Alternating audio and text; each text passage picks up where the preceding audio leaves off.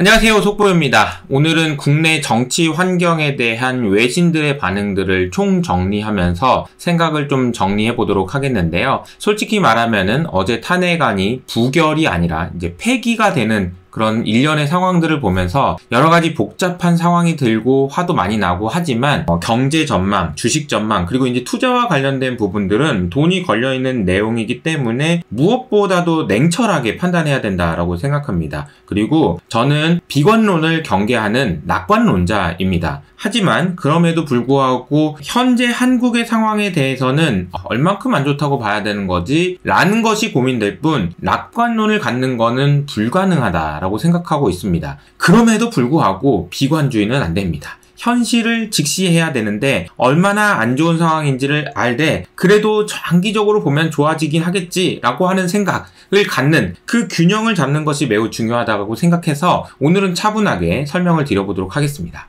우선은 국내 언론에서 굉장히 이슈가 많이 됐던 포브스 기사를 제가 먼저 소개해드리도록 하겠습니다. 이 기사의 내용은 전반적으로 윤석열에 대해서 굉장히 비판적인 어조로 쓰여져 있는데요. 원문을 보면서 그 내용들을 설명해보면 이런 표현을 썼어요. 미친, 제정신이 아닌 이런 표현을 썼죠. 그리고 이제 고개, 묘기다, 무모하고 위험한 행동이었다 라고 이제 설명을 하면서 한국의 상황을 강제로 뒤로 잡아당기는 그런 결과를 초래했고 이거는 전형적으로 해서는 안 되는 일이다 라고 이야기를 했습니다. 뿐만 아니라 이런 행동이 대한민국이 아니라 민주주의, 전세계 민주주의 공동체라는 표현을 썼는데요. 글로벌 커뮤니티 오브 데모크래시죠. 그러니까 전세계 민주주의 공동체를 흔들었다라는 표현도 사용했습니다. 그러니까 대한민국의 문제가 아니고 전세계 민주주의 공동체에 심각한 영향을 줄 정도로 민주주의 공동체를 흔들어 놨다라고 이제 설명을 했다라는 거죠. 그리고 국내에 많이 소개됐던 내용들은 포브스에서 윤석열 계엄 사태로 코리아 디스카운트가 입증됐다 이런 기사들이 많이 나왔는데 이 표현이 딱 여기 나와 있죠. 코리아 디스카운트를 생각하는 사람들한테 그래 네 말이 맞았구나 라는 것을 증명해주는 그런 결과였다라고 이야기를 했습니다. 그런데 진짜는 그 다음 문구들이에요. 하지만 진짜 문제는 그 다음이다라고 얘기하면서 계엄, 탄핵 이전에도 2025년의 대한민국은 솔직히 쉽지 않았을 거다라고 이야기를 했다라는 거죠. 2025년의 대한민국을 설명할 때 어려움과 불안정을 표현하는 단어를 사용했다는 것도 인상적입니다. 자, 미국과 중국 사이에 끼어서 진짜 어려운 상황들을 많이 겪게 될 텐데 진짜 할 일이 많을 텐데 이런 이야기도 했습니다. 그래서 중국하고 미국의 트럼프 사이에서 한국 정부가 해야 될 일이 굉장히 많은데 그리고 나서 이제 중요한 표현이 나오죠. big if라고 표현이 되어 있습니다. 이거는 뭐냐면 설마 근데 탄핵이 안 되진 않겠지? 근데 설마 혹시라도 탄핵이 안 된다면은 그 정부는 레임덕 정도의 수준이 아니라 forget this라고 표현했으니까 요거는 이제 아마 무시해도 될 정도로 무력한 정부가 될 것이라고 이제 표현을 했다라는 거죠. 그리고 마지막 결론에는 이런 표현이 돼 있었습니다.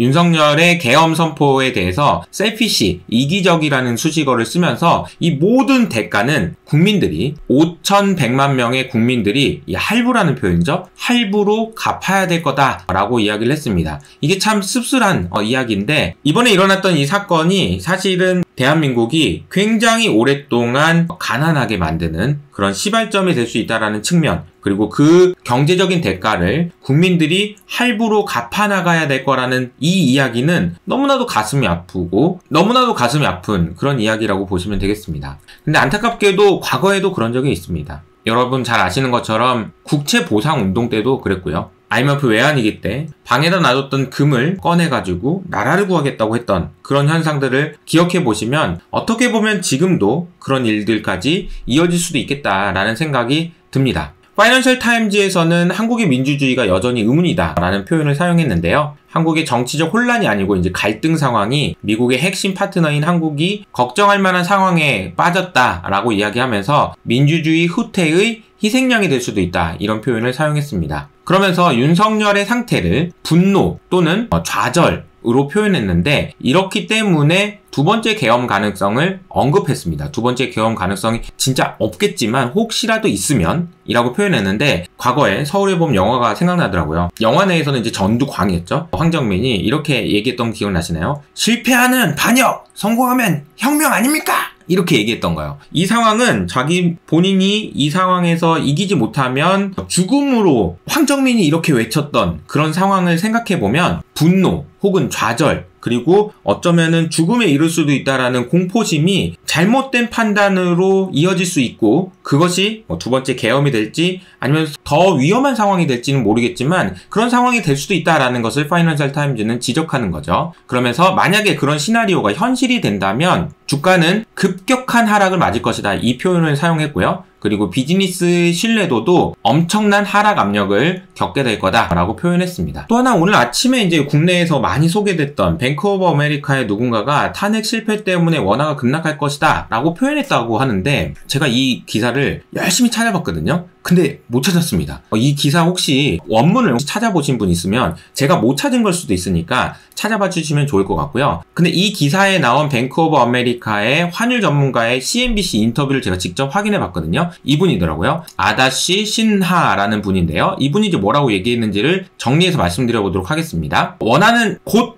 1450원까지 상승할 것이라고 전망했는데, 하지만 정치 때문은 아니다, 펀더멘탈 때문이다 라고 이야기를 했어요. 펀더멘탈적인 요인은 금리 인하를 얼마 전에 했죠. 그리고 무역 긴장, 트럼프가 곧 관세 때릴 거죠. 세 번째, 위안화가 약세가 될 겁니다. 그럼 원화가 또 약세 압력을 받아요. 네 번째, 국내 경기가 안 좋겠죠. 그리고 수출 사이클도 안 좋습니다. 이 안 좋은 펀더멘탈 때문에 원화는 굉장히 약세 압력을 받는다. 근데 정치적인 요인에 대해서는 이런 식으로, 제가 못 찾은 걸 수도 있는데 정치적인 요인에 대해서는 따로 언급을 하지 않았고, 이 인터뷰에서는 이렇게 표현을 했습니다. 정치적인 리스크는 리스크 프리미엄으로 반영됐는데 지정학 리스크를 계량화하기가 어렵기 때문에 솔직히 말하면 우리는 그런 걸 하지 않는다라고 표현했어요. 그러니까 냉정하게 얘기하면 정치적 리스크 말고도 원화 약세의 요인은 진짜 많고, 안 그래도 어려운 상황에서 탄핵까지 됐으니까 1450원까지 금방이라도 갈 거다 라고 표현한 거라고 보시면 되겠습니다. 물론 이분이 얘기했다고 해서 원화가 바로 약세가 된다는 거냐, 그런 건 아니겠지만, 시장에서 알려진 것처럼 뱅크 오브 아메리카에서 환율이 급락할 거다 이런 얘기를, 그리고 그렇게 얘기했다고 해가지고 빠지는 것도 아닐 거고요. 다만 지금 원화는 탄핵 문제가 아니더라도 엄청난 약세의 압력을 받고 있는 상황인데, 탄핵 때문에 훨씬 더 크게 약세가 될 가능성이 높아졌다라고 정리하면 좋을 것 같아요. 마지막으로는 한국은행 이창용 총재가 블룸버그 인터뷰에서 했던 얘기를 설명드리도록 하겠습니다. 당시에는 계엄 상황이 종료됐을 때 했던 인터뷰였는데, 다행이고 우리는 시장 안정화를 위해서 충분한 유동성을 공급할 거다라는 그런 이야기를 했습니다. 그러니까 멀펑셔닝이라는 이 표현이 굉장히 중요한 표현인데요. 시장이 패닉에 빠져가지고 작동이 안 하는 그런 상황은 지금은 전혀 아닌데, 우리가 만약에 혹시 그런 상황이 되면은 충분한 유동성을 공급할 준비가 돼 있다라고 표현을 했거든요. 사실 근데 이 충분한 유동성을 공급하겠다라는 표현 자체가 이 문제가 생길 수 있는 국부의 하락을 우리 국민들의 돈으로 해결하겠다라는 표현이라고 보시면 되겠습니다. 국채 보상이 아니더라도, 굼을 팔아서라도 돈을 갚겠다 이런 게 아니더라도, 어쨌든 한국은행이든 국민연금이든 환율을 방어하기 위해서 돈이 들어간다, 이건 전부 다 국민들의 세금이고 엄청난 비용이다 라고 보시면 되겠습니다. 그리고 원화가 약세가 되면 약세가 될수록 우리 국민들은 점점 가난해질 것이 명약관화하고요. 이 사건을 초래한 것이 굉장히 심각한 범죄 행위다 라고 저는 생각하고 있습니다.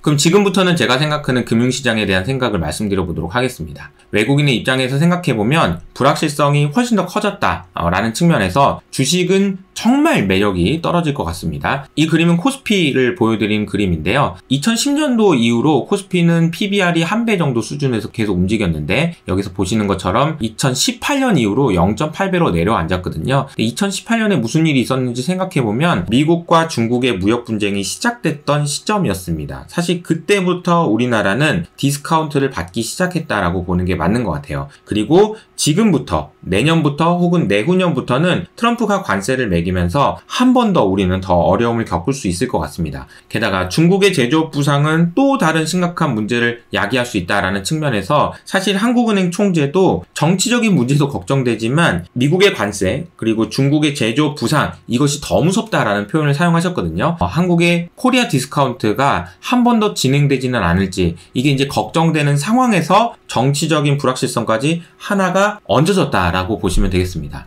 다만 이제 외국인 입장에서는 주식을 파는 결정은 쉽게 할 것 같고 이미 하고 있어서 아마 계속되지 않을까 싶은데 채권에 대한 생각은 좀 다를 수 있을 것 같아요. 왜냐하면 채권은 그 나라의 경제가 안 좋아지면 안 좋아질수록 금리가 하락하면서, 이 그림에서 보시는 것처럼 금리가 하락하면서 오히려 더 좋은 투자 상품이 될 수 있기 때문이죠. 그래서 한국 경제가 좋아질 가능성이 거의 없기 때문에 이 부분은 외국인이 고민을 많이 할 것 같습니다. 그리고 중요한 것은요, 외국인 입장에서 채권을 살 때, 다시 말하면 한국 정부에게 돈을 빌려줄 때 제일 많이 고려하는 것은 그 나라가 돈을 갚을 능력이 있는지도 있지만 더 중요한 것은 의지가 있는지도 있습니다. 윌링리스라는 거죠. 근데 우리나라는 잘 아시는 것처럼 역사적으로 국민들이 국채 보상 운동을 하고 금을 팔아서라도 나라 빚을 갚아주는 그런 사례를 봤기 때문에 아마도 외국인들은 저 나라한테는 빌려줘도 되지 않냐? 라고 생각을 할 가능성이 높습니다. 그런데 지금도 대한민국 국민들이 그런 행동을 할지는 지켜봐야 되지 않을까 생각됩니다. 근데 결국에는 저는 채권에 대한 투자도 고민할 수밖에 없다라고 생각하는 이유가 있는데요. 그거는 환율입니다.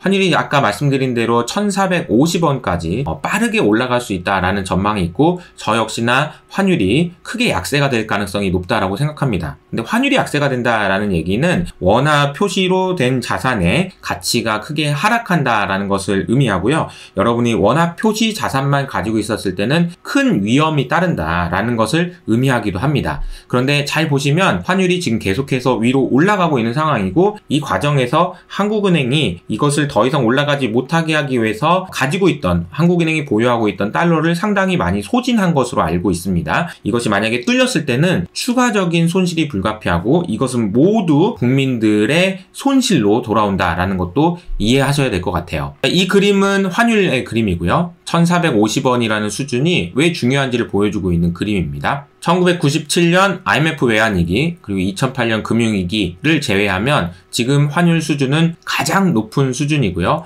아마도 이게 환율이 점점 높아질 가능성이 높은데, 이 상황에서 어떻게 대응할지에 대해서 여러분들 진짜 고민을 심각하게 해보셔야 될 것 같습니다. 얼마 전에 저희 채널에 출연해 주셨던 배문성 팀장님이 이런 이야기를 하셨습니다. 제임스 스탁디라는 분이 이렇게 표현하셨다고 하죠. 이분은 미국의 장교였는데 베트남에서 8년 동안이나 포로 생활을 하셨다고 하더라고요. 8년 동안 포로 생활을 하다 보니 먼저 죽은 사람도 있고 나중에 끝까지 살아남은 사람도 있었는데, 먼저 죽은 사람들은 어떤 사람인지 봤더니 첫 번째로는 그냥 비관적인 사람은 먼저 바로 죽었다고 하더라고요. 근데 의외인 것은 낙관적인 사람들도 빨리 죽었다고 합니다. 왜냐하면 8년이나 지속됐기 때문이죠. 낙관적으로 생각했는데 상황이 안 좋아지니까 계속 좌절하고 하면서 스트레스를 받아서 먼저 죽었다라는 거죠. 그래서 이분이 이야기한 오랫동안 살아남기 위해서 필요한 것은 뭐라고 이야기했냐면, 살아남기 위해서는 긍정론을 갖되 리얼리즘, 현실적으로 생각해야 된다라는 겁니다. 지금 현재 상황이 정치적으로 봤을 때는 굉장히 혼란스러워서 여러 가지 노이즈들이 있는 상황이고요. 그래서 살아남기 위해서는요, 긍정론을 갖되 현실주의에 기반해야 된다. 밸런스를 맞춰야 된다라는 표현을 사용하셨는데요. 제가 오늘 드린 말씀 중에서 솔직히 좋은 거는 하나도 없고요. 매우 안 좋습니다. 그리고 매우 안 좋다라는 사실을 여러분들이 직시하시고 현실적으로 받아들이셔야 됩니다. 환율은 매우 약세가 될 가능성이 높고요. 주가도 빠질 가능성이 높고 심지어 채권의 금리까지 올라갈 수도 있으니 주의하셔야 된다라는 말씀을 드리겠습니다. 다만 너무나 극단적인 비관론도 피하셔야 되고요. 그리고 막연하게 희망을 갖는 것도 피하셔야 됩니다. 왜냐하면 이 상황은 장기전이 될 가능성이 높기 때문이죠. 어쨌든 저는 여러분들과 함께 투자로 살아남기 위해서 끝까지 최선을 다하겠다는 약속을 드리면서 오늘은 여기서 마무리하도록 하겠습니다. 감사합니다.